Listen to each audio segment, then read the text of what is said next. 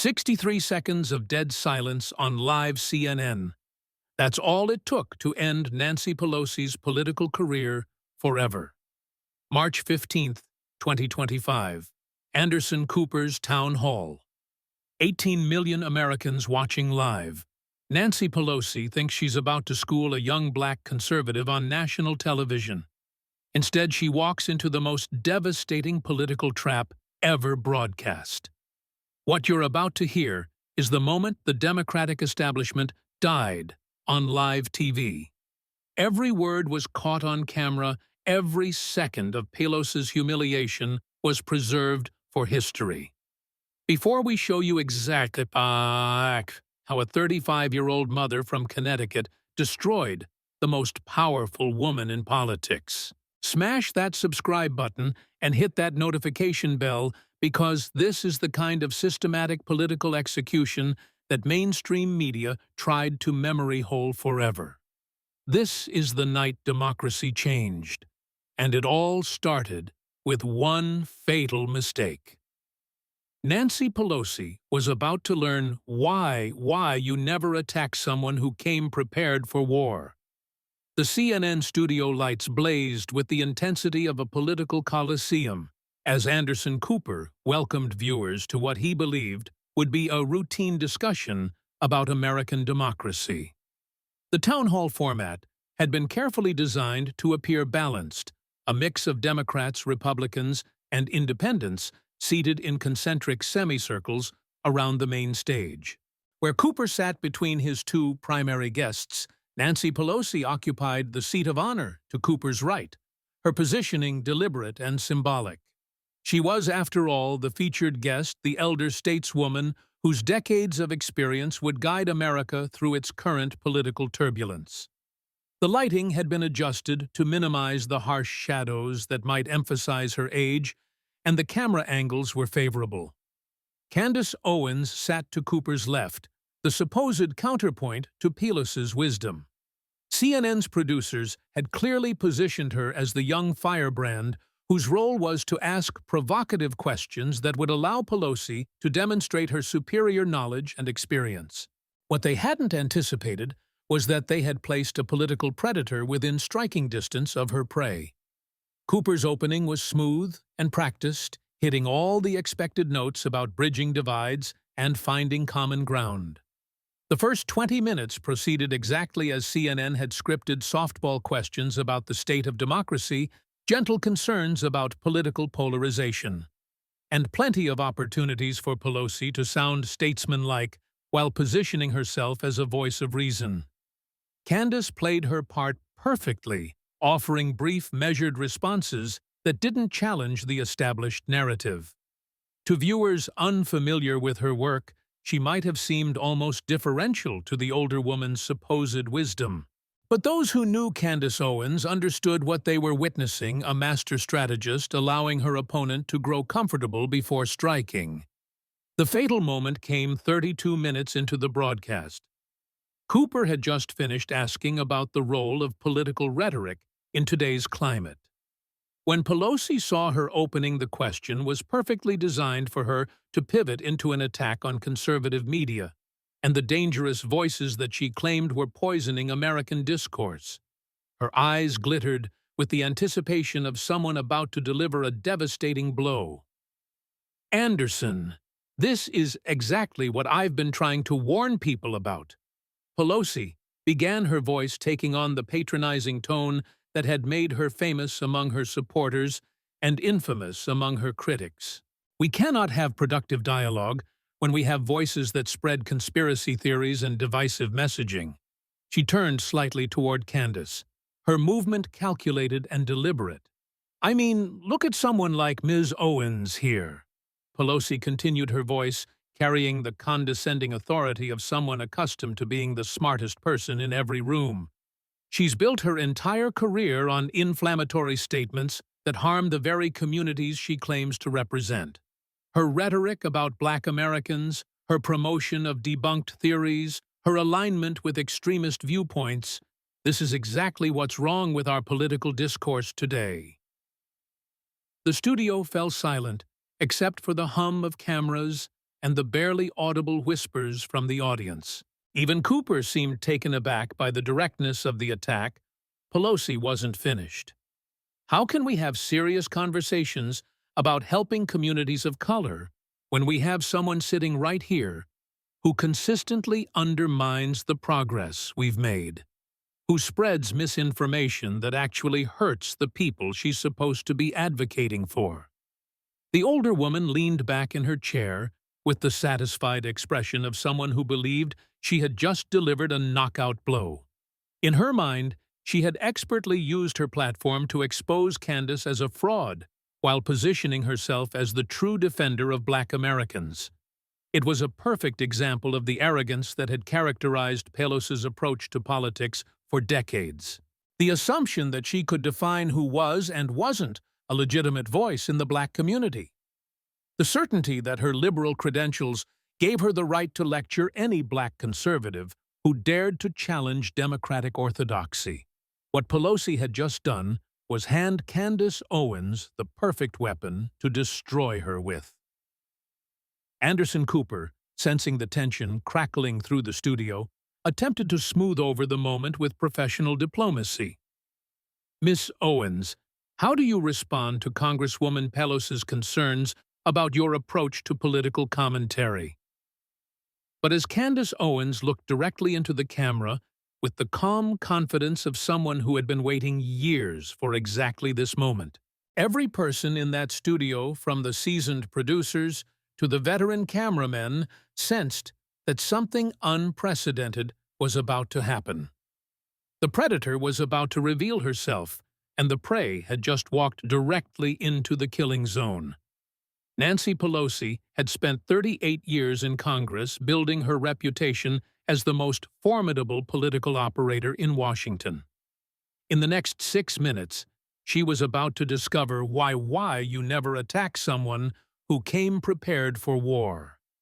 The massacre was about to begin, and it would all be broadcast live to 18 million Americans who were about to witness the end of an era. What Candace Owens said next would be replayed millions of times, but Nancy Pelosi would never recover from it.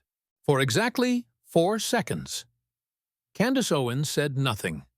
She simply looked at Nancy Pelosi with the expression of someone who had just heard exactly what she'd been hoping to hear. Then, with the calm deliberation of a surgeon making the first incision, she began to speak. Congresswoman Pelosi Candace began, her voice carrying none of the defensiveness that Pelosi had expected.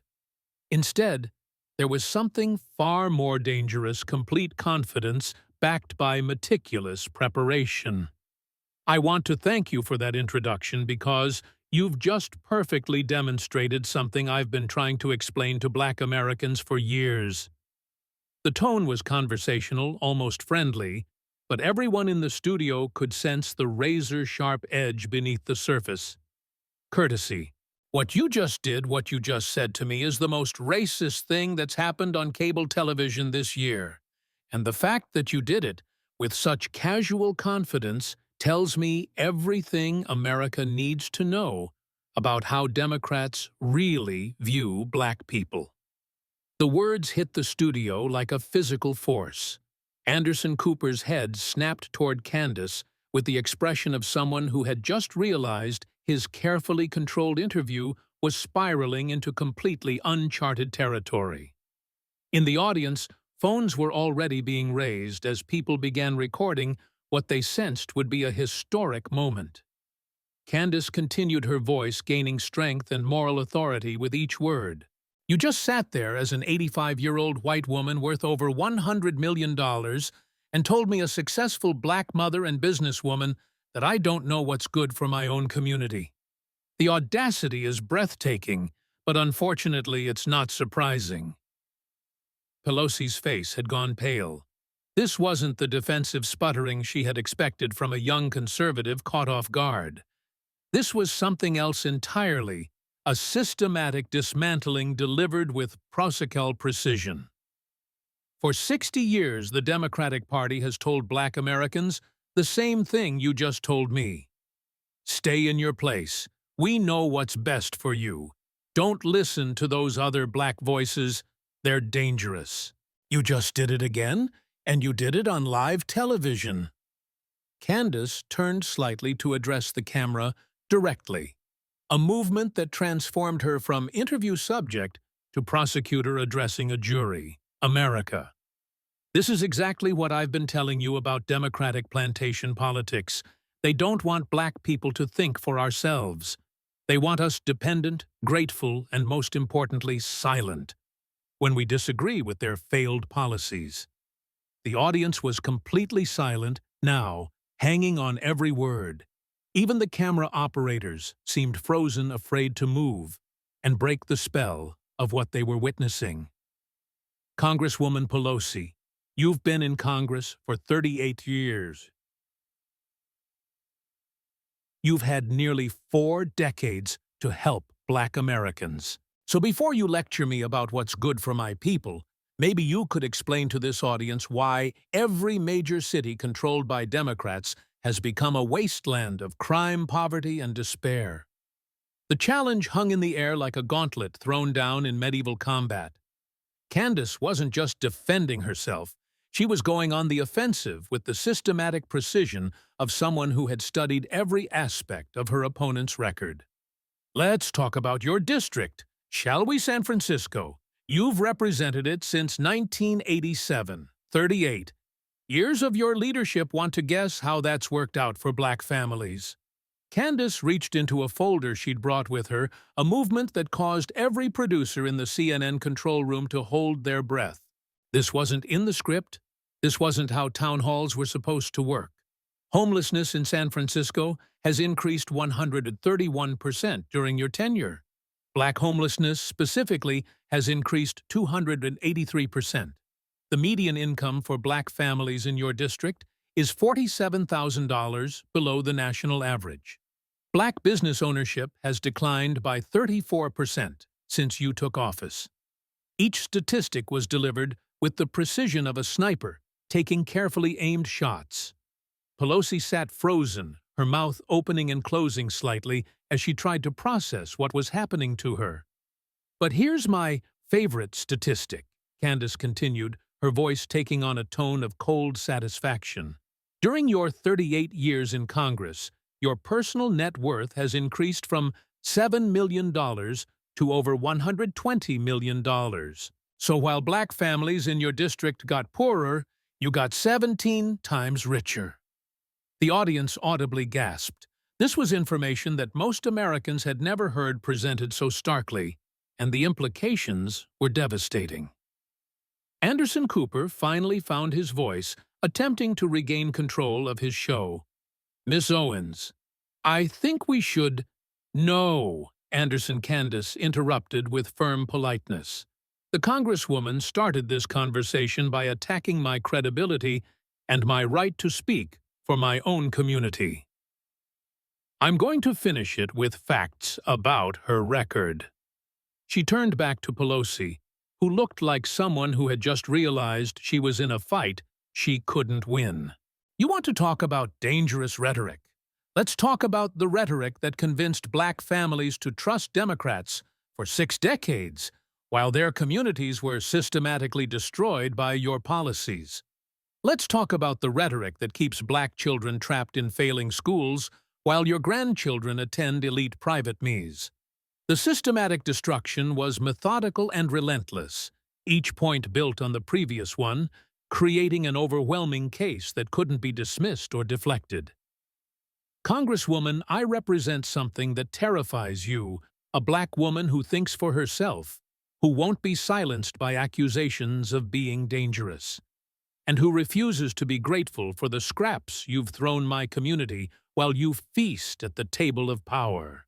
The silence in the studio was complete, except for the subtle sounds of cameras recording what everyone understood was a historic moment.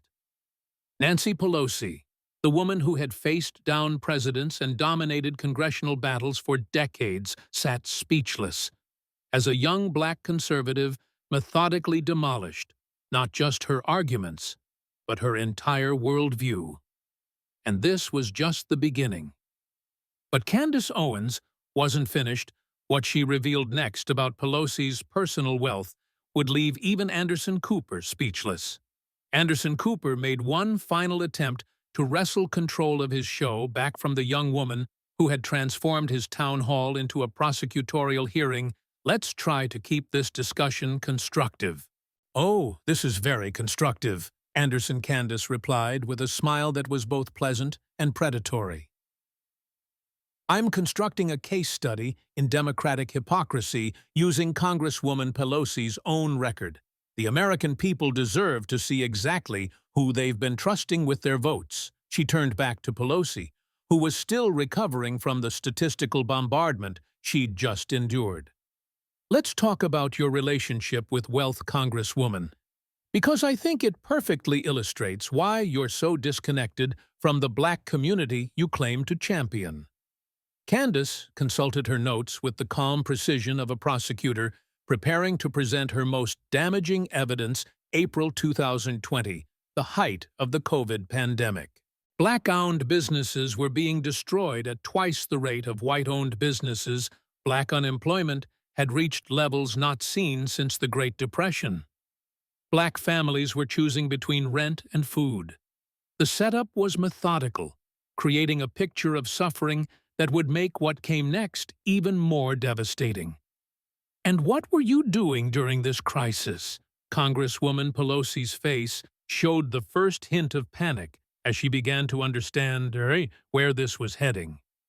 You went on national television to show off your $25,000 Sub-Zero refrigerator stocked with $13 a pint Genie ice cream. Do you remember that?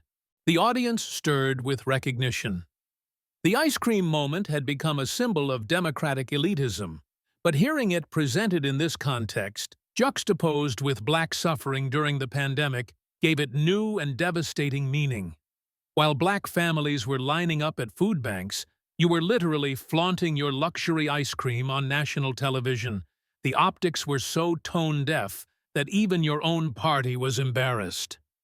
Anderson Cooper looked like he wanted to disappear into his chair. This wasn't the kind of generational conversation CNN had advertised to viewers. But that's just one example. Candace continued building momentum, like a prosecutor presenting a pattern of behavior to a jury. Let's talk about your stock portfolio, shall we? The mention of stock trading caused Pelosi to visibly stiffen. This was dangerous territory that most mainstream journalists avoided. According to public financial disclosures, you and your husband have made some remarkably well-timed stock trades over the years, almost like you had advanced knowledge of how congressional actions might affect certain companies. Candace's voice carried the careful precision of someone walking right up to the line of legal accusation without crossing it. Tesla stock purchased just before EV subsidies were announced. Microsoft calls bought days before a major government contract was revealed. Visa transactions right before credit card legislation was shelved. Each example was delivered with devastating casualness, as if discussing the weather rather than potential insider trading. Now, I'm not saying anything illegal happened, Candace continued with mock innocence. I'm just saying that a black family in Oakland watching their small business collapse during the pandemic might wonder how their representative's stock portfolio performed so well during the same period. The audience was completely captivated. Now many were hearing these details for the first time, presented in a way that made the implications impossible to ignore. Your personal wealth increased by $43 million during the pandemic.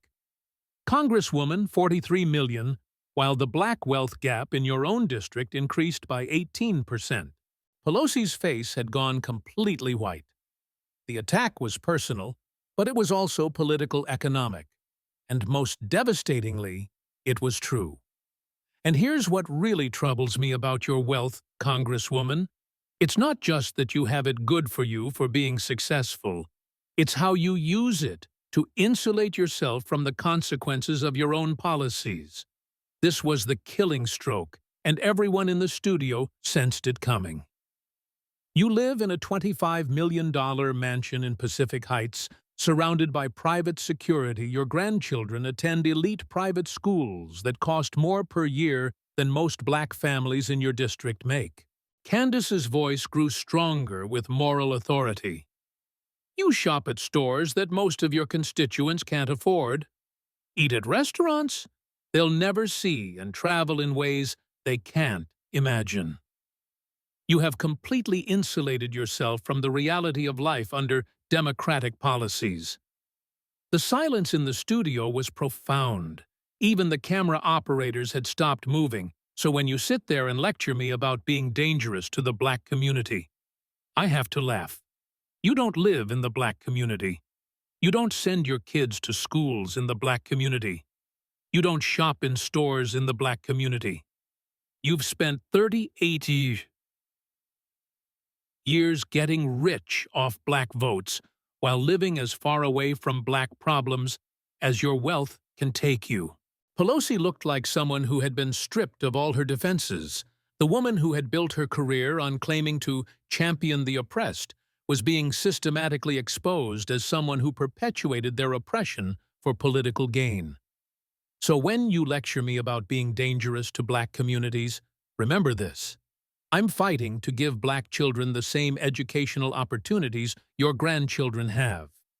You're fighting to deny them those opportunities, but even the education betrayal paled in comparison to what Candace revealed next about how Pelosi's immigration policies were systematically destroying black economic opportunity. By this point in the evening, the CNN studio had transformed into something unprecedented in television history. What had begun as a routine town hall had become a public tribunal. With Nancy Pelosi, one of the most powerful politicians in America, being systematically demolished by a young black conservative who had come prepared for war. Anderson Cooper had long since abandoned any pretense of controlling the interview. His role had been reduced to that of a horrified observer, watching a political execution unfold in real time. The veteran journalist who had covered wars and disasters would later admit that nothing had prepared him for watching decades of Democratic lies get systematically destroyed by one fearless conservative woman. Candace Owens had spent the past hour methodically destroying every aspect of Nancy Pelosi's record she had exposed: the wealth disparity, the failed policies, the human cost of democratic governance, and the brutal hypocrisy of someone who lived like a millionaire while claiming to represent the oppressed. But she had saved her most devastating weapon for last. Congresswoman Pelosi Candace began her voice carrying the finality of someone delivering a closing argument. I want to give you one opportunity to explain something to the American people. The phrase, "one opportunity," carried ominous undertones that made everyone in the studio lean forward in anticipation for the past hour. I've presented evidence of your failures spanning nearly 4 decades in Congress. I've shown how black communities have gotten worse under your leadership while you've gotten richer. I've documented how your policies have increased crime, destroyed education, and trapped families in poverty. Each summary point was like a drumbeat building towards something devastating. Throughout all of this, you've sat there making excuses, deflecting blame, and refusing to take responsibility for the consequences of your actions. Candace's voice was building towards something that everyone could sense would be historic. So here's my final question, and I want you to look directly into that camera and answer the millions of black Americans who have suffered under your policies. She pointed toward the main camera, creating a moment of pure television drama. Given your record, given the objective, measurable failure of every policy you've championed for black Americans, do you believe you have the moral authority to lecture anyone about what's good for the black community? The question hung in the air like a sword suspended over Pelosi's head. And more specifically, Candace continued building to her devastating climax. Do you believe you have earned the right to tell me, a successful black mother and businesswoman, that I'm dangerous to my own people? The silence that followed was unlike anything that had ever been broadcast on live television for exactly 63 seconds, timed by every major news network that would later analyze this moment frame by frame. Nancy Pelosi sat in complete devastating silence. Her mouth opened and closed several times like someone trying to speak underwater. Her eyes darted between Candace Anderson Cooper and the camera, searching for escape routes that didn't exist. Her hands, which had gestured confidently for decades during political speeches, trembled slightly as they gripped the arms of her chair.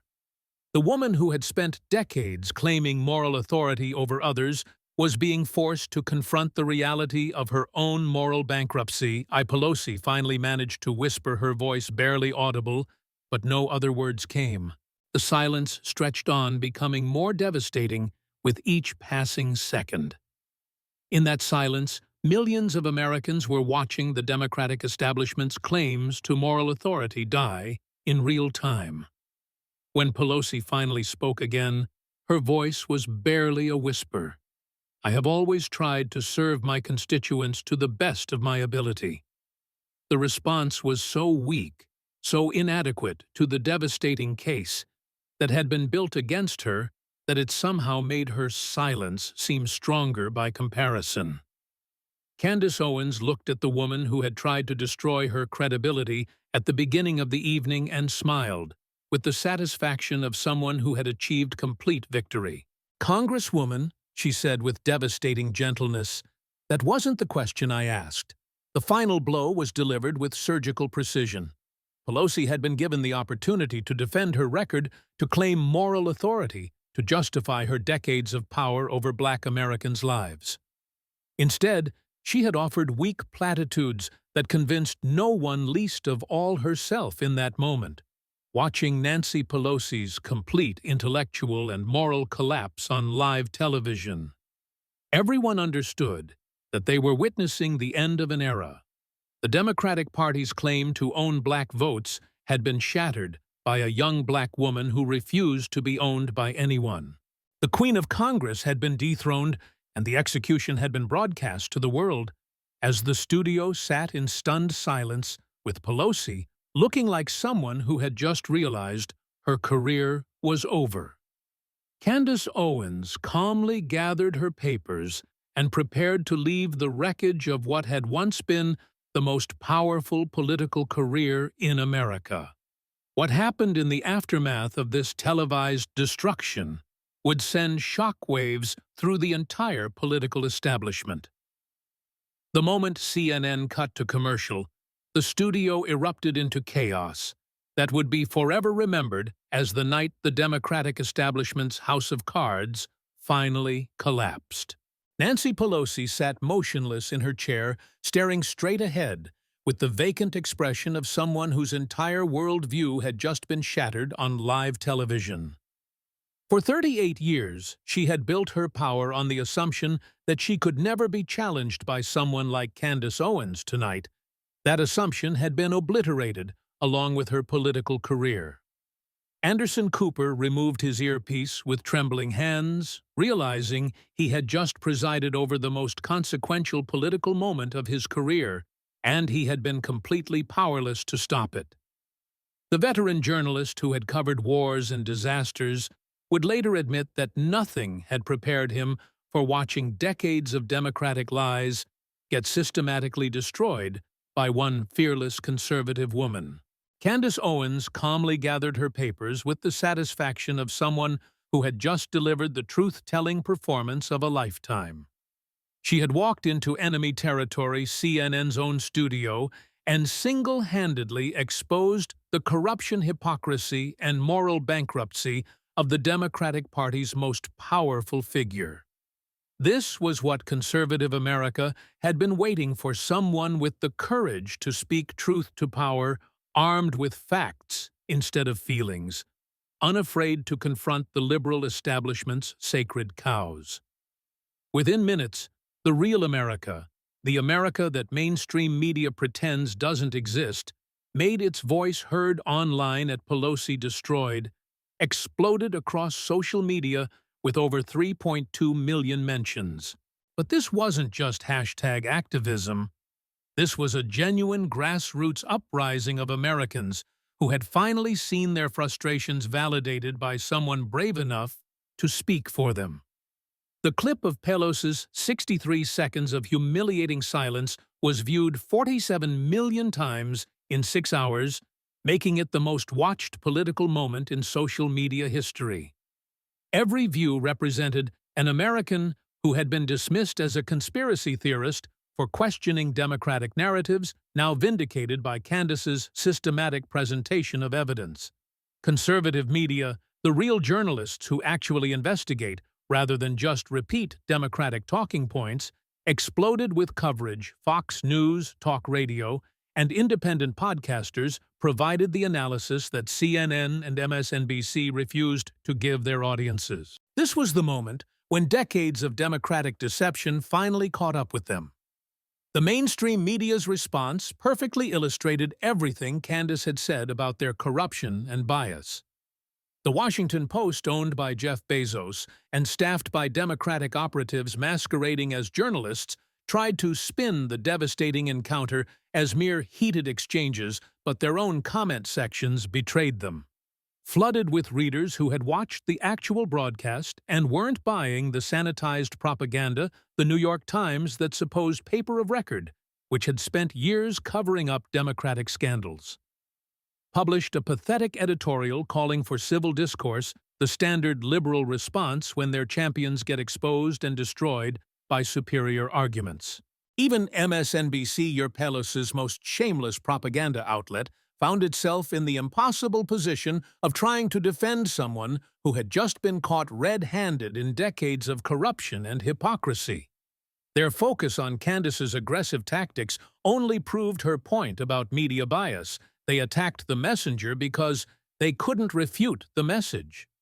But the most powerful response came from the people Democrats claim to represent, but consistently betray Black Americans living with the consequences of failed liberal policies. Social media erupted with testimonies from Black parents in Detroit, Chicago, Baltimore, and other Democratic strongholds who had watched their communities destroyed by the very politicians who claimed to fight for them. Using hashtag Candace was right. They shared stories that CNN had ignored for decades, stories of crime-failing schools, economic devastation, and broken promises. These weren't right-wing talking points. These were real people sharing real experiences that directly contradicted everything the Democratic Party had been telling them. Candace had given them permission to speak their truth without fear of being called Uncle Toms or sellouts by white liberals. Polling conducted in the aftermath showed what every honest observer already knew. When presented with facts instead of propaganda, Black Americans began questioning their lockstep loyalty to a party that had taken their votes for granted while delivering nothing but misery. Nancy Pelosi's announcement 3 days later that she wouldn't seek re-election fooled no one. Her political career had ended the moment she couldn't answer Candace's simple question about moral authority. After decades of claiming to speak for Black Americans while enriching herself at their expense, she had been exposed as the fraud she always was. Other Democrats began frantically distancing themselves from Pelosi's toxic record, but the damage was done. Candace had pulled back the curtain on the entire Democratic operation. Wealthy white liberals living in gated communities while lecturing minorities about their own best interests, the broader implications were seismic. For 60 years, Democrats had weaponized accusations of racism to silence anyone who questioned their failures. Candace had shattered that weapon forever. By presenting superior arguments backed by undeniable evidence while being Black herself, the racist card, the Democrats' most powerful tool for avoiding accountability, had been permanently destroyed by a fearless conservative woman who refused to be intimidated.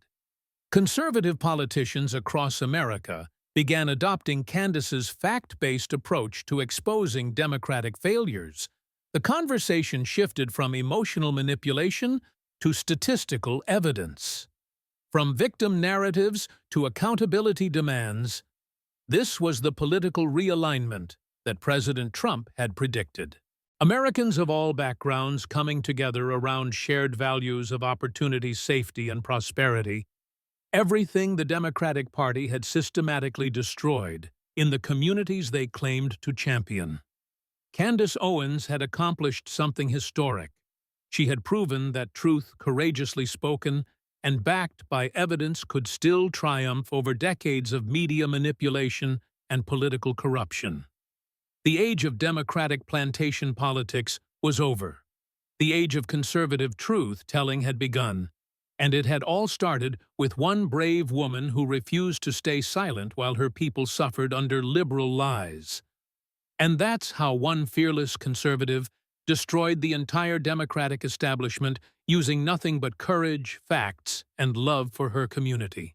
Candace Owens proved what we've always known, that when someone finally has the guts to speak truth to power, the whole rotten system collapses. If this story inspired you to keep fighting for real change, smash that subscribe button and share this with every American who's tired of being lied to by politicians and their media puppets. The revolution is here, and it's being led by conservatives who refuse to back.